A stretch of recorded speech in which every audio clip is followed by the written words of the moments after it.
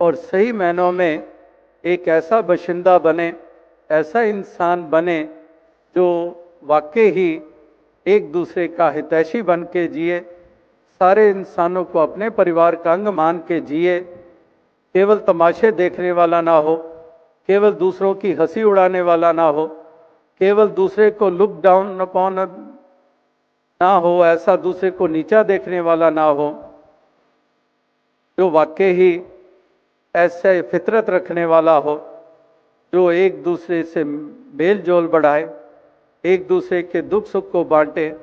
जैसे वो शायर का शेर ध्यान में आया है कि अजीब सी बस्ती में मेरा मकान है, जहां लोग झांकते ज्यादा हैं, मिलते कम हैं। कि झांकते हैं, वो देखो वो क्या हो रहा है, वो देखो उसने वो ये बोला, वो बहू सास, वो देखो, बस झांकेंगे उधर क्या हो रहा है, उधर क्या हो रहा है, लेकिन मिलेंगे नहीं, मिलजुल कर कुछ सुलह सफाई कराएंगे नहीं, मिलजुल कर कोई इस तरह से समीपता पैदा नहीं करेंगे, केवल झांकते हैं, तमाशे देखते हैं। तो इस प्रकार के नहीं, वो उनकी ज़रूरत है जो वास्तविकता में ऐसे अपने आप को शरीक कर देते हैं, जो दूसरों की बातों के ऊपर, जैसे आज भी शायद कल जिक्र हुआ कि लोग तो नमक उठाकर घूमते फिरते हैं, ज़रा सा जख्म तो दिखाई दे, बस वहीं पर उस नमक को फेंकने को तैयार है, उसकी पीड़ा को और बढ़ाने को तैयार है। कीजिए ना 10 में बैठ के आपस की बातचीत, पहुंचेगी 10,000 तक आपस की बातचीत। गॉसिप मॉन्गर्स, वही बात जो झांकते ज्यादा है, जो इस प्रकार से केवल बातें ही करते हैं, अपना भूल ही जाते हैं कि हमारी क्या फितरत है, हम क्या करते हैं, हमारी क्या व्यवहार है हमारे, वो उसके कोई लेना देना नहीं, दूसरों को ही नापते तोलते रहते हैं और इस प्रकार से एक दूसरे की ही बात करते रहते हैं,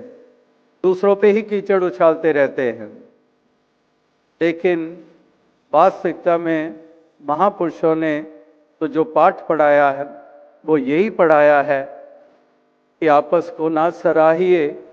पर निंदिए नहीं कोई, कि अपनी सराहना करते रहें, अपना कद ऊंचा मानते रहें और दूसरे को बोना करके देखते रहें, दूसरे को नीचा करके देखते रहे नहीं।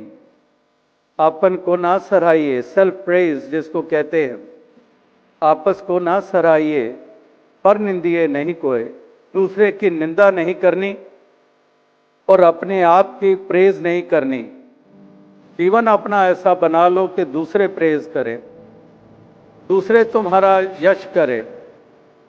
आप अपने आप का प्रेज करोगे तो वहां पर अभिमान की बू आने लग पड़ती है, अहंकार की बू आने लग पड़ती है। इसको अहंकार हो गया है, इसको अभिमान हो गया है, और वो किए कराए पे जो देन दी भी है, अगर उस पे भी जैसे पानी फिर जाता है। तो इसलिए महापुरुष संत जन ये हमें शिक्षाएं नाना प्रकार की, हमारे ही जीवन को शोभा देने के लिए, हमारे ही जीवन के तमाम पहलुओं को सुंदर बनाने के लिए ये हमें प्रेरणा ये देते आए हैं और आज भी ये प्रेरणाएं हमें मिल रही हैं। एक कान से सुनकर